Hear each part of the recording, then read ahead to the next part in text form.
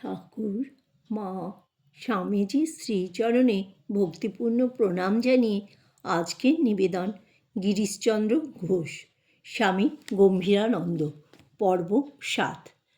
যখন শ্রীযুত গিরিশ পূর্বে যাহাকে ভবপারের কাণ্ডারী শ্রী গুরুমূর্তিরূপে দর্শন করিয়াছিলেন, তাহাকে বসাইলেন পূজার আসনে।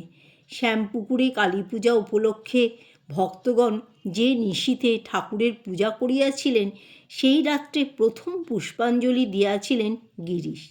আবার কাশীপুরে ইংরেজি 1886 খ্রিস্টাব্দের শুভ প্রথম দিনে যখন ঠাকুর কল্পতরু হইয়াছিলেন, সেই দিনও গিরিশেরই অন্তঃস্থল হইতে উত্থিত অপূর্ব স্তব ঠাকুরের ঐশী শক্তিকে উদ্বুদ্ধ করিয়াছিল।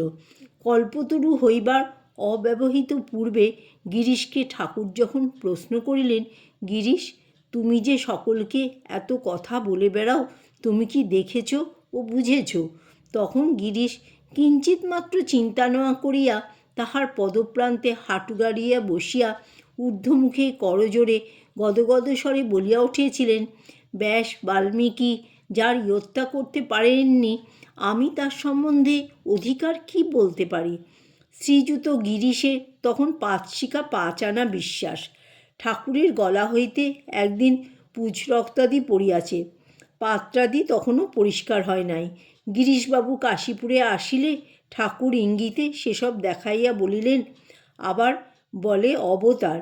গিরিশ একটুও ইতস্তত না করিয়া বলিলেন, এবারে এসব খেয়ে কীট পিপীলিকা পর্যন্ত উদ্ধার হয়ে যাবে, তাই এই রই। ঠাকুর অপর সকলের দিকে মুখ ফেরাইয়া তাহাকে দেখাইয়া বলিলেন, 5 শিকে 5 আনা। গিরিশবাবু জানিতেন যে এমন পাপ নাই যাহা এই জ্বলন্ত দেবচরিত্রের সংস্পর্শে অচিরে ভস্মে পরিণত না হয়। তাই সাহংকারে বলিলেন, তুমি আসবে আগে জানলে আরও বেশি করে অপচার করে নিতুম। আর কহিতেন, ঠাকুরের কাছে আর সকল শুদ্ধসত্ত্ব ছেলেরা এসেছিল, আর এমন পাপ নেই যা আমি করিনি, তবু তিনি আমায় গ্রহণ করেছিলেন। তিনি কিছু নিষেধ করেননি, সব আপনি ছুটে গেল। এই সবই সত্য, কিন্তু শুধু পাপ বিমোচনের দিক হইতে শ্রীযুত গিরিশকে দেখিলে অন্যায় হইবে। শ্রীরামকৃষ্ণও তাহাকে সেই দৃষ্টিতে দেখেন নাই। তিনি দেখিয়াছিলেন তাহার ভৈরব এক হস্তে সুধাপাত্র, অপর হস্তে সুরাভাণ্ড লইয়া মায়ের মন্দিরে উপস্থিত। গিরিশ চৈতন্যলীলাদির ভিতর দিয়া যে সুধা বিতরণপূর্বক বঙ্গবাসীকে তৃপ্ত করিতেছিলেন, ঠাকুরের সান্নিধ্য লাভের পরে সে সুধা আরও অকাতরে বিতরিত হইতে লাগিল এবং উহার আস্বাদও অধিক রুচিপ্রদ হইল।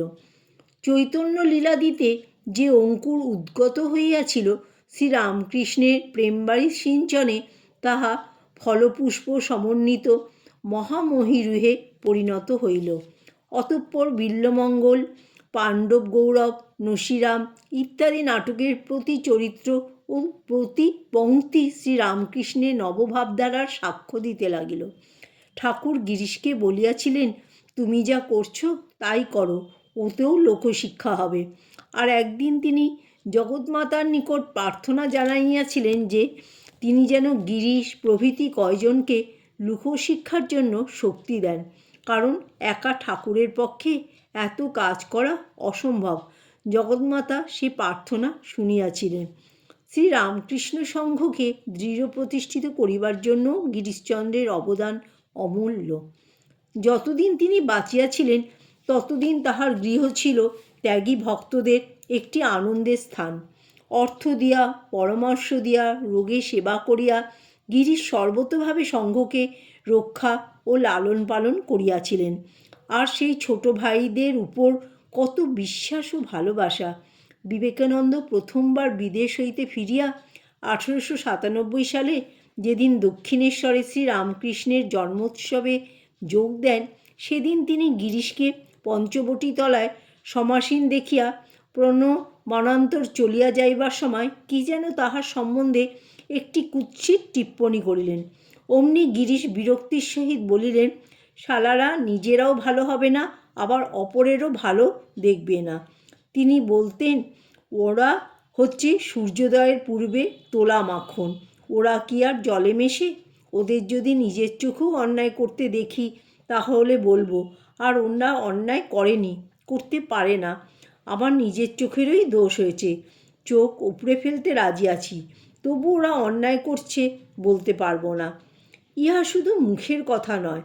1886 খ্রিস্টাব্দে ঠাকুরের কাশীপুরে অবস্থানকালে প্রবীণ ভক্তেরা অকস্মাৎ ভাবিয়া বসিলেন যে নরেন্দ্রাদি যুবকগণ সেবার নামে অযথা গৃহস্থদের কষ্ট অর্জিত অর্থের অসৎ ব্যবহার করিতেছেন।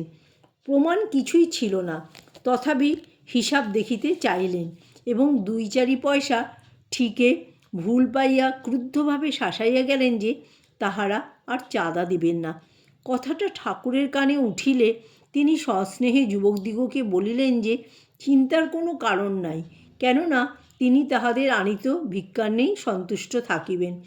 পরে শ্রীযুত গিরিশকে ডাকাইয়া সব শুনাইলেন। গিরিশ বিনা বাক্যব্যয়ে নিম্নে নামিয়া আসিলে যুবকগণ হিসাব দেখাইতে অগ্রসর হইলেন। অমনি সুরভক্ত সে হিসাব ছিন্ন বিচ্ছিন্ন করিয়া গর্জিয়া উঠিলেন, কারো কাছে যেতে হবে না, আমি বাড়ির একখানি ইট বিক্রি করে সব খরচ যোগাব। কার্যত অবশ্য ততদূর করিতে হইল না, কারণ ভক্তেরা অচিরে নিজেদের ভুল বুঝিতে পারিলেন। জয় ঠাকুর, জয় মা, জয় স্বামীজি।